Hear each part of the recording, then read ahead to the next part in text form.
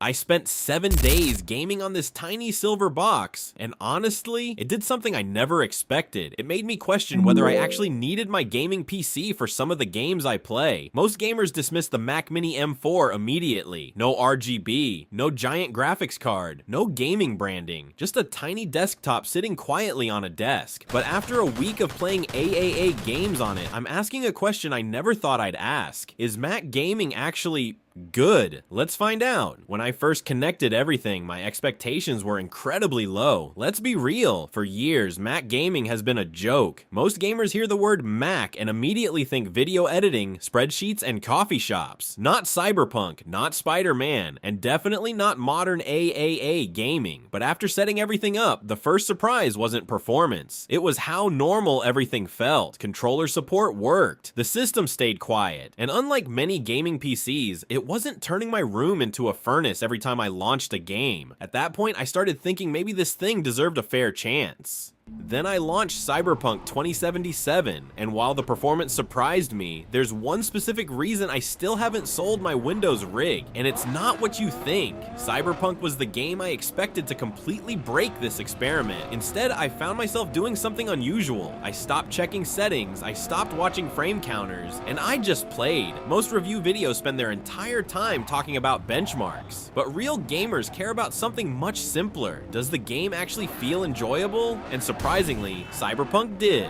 Then came Spider-Man Remastered. Swinging across New York on a Mac Mini felt completely ridiculous. Not because it was perfect, but because a few years ago this would have sounded impossible. Visual, fast Spider-Man web swing montage. Reality check. At one point, I actually looked at the Mac Mini sitting on my desk and thought, there's no way this tiny thing is running this, because it honestly feels like there should be a giant graphics card hiding somewhere. There isn't. Then I jumped into Ghost of Tsushima, and this is where something interesting happened. I completely stopped thinking about the hardware. The visuals looked fantastic, the world felt immersive, and after a while, I wasn't testing a Mac anymore. I was simply enjoying the game, and that's probably the biggest compliment I can give this machine. Quick question, would you ever switch from Windows if Mac gaming became good enough? Drop your answer below, because I think we're getting closer than most people realize. But here's where everything changed. Just when I started thinking this could replace my gaming PC, I hit a massive wall that most reviewers barely talk about. And honestly, it's far more annoying than frame rates. Storage. Seriously, modern games are absolutely massive. Install Cyberpunk, add Spider-Man, download a couple more AAA titles, and suddenly that storage bar starts looking very uncomfortable. Reality kicked in. The Mac Mini M4 can actually play more games than most people expect. The challenge quickly becomes fitting all those games onto the machine. It's not something benchmark videos focus on, but in everyday use, it's one of the first limitations you'll notice. And if you're planning to game seriously on a Mac Mini, extra storage is probably the first upgrade I'd budget for. Now, let's be realistic. The Mac Mini M4 isn't replacing a high-end gaming PC tomorrow. If your entire life revolves around competitive esports titles and maximum performance, Windows is still the easier choice.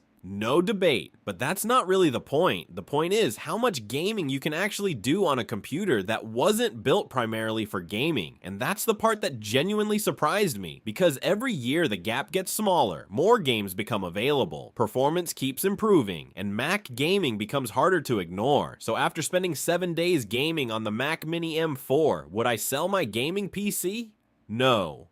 Not yet. Would I replace my console? Probably not. But if this was my only computer, would I still enjoy gaming on it? Honestly, yes. And that's something I never thought I'd say. The Mac Mini M4 isn't a gaming monster. It's not trying to be, but for a desktop small enough to fit in the palm of your hand, it's shockingly capable. The real question isn't whether the Mac Mini M4 can play games. The real question is how much longer gamers can keep pretending Mac gaming isn't getting better. And that's a conversation worth having.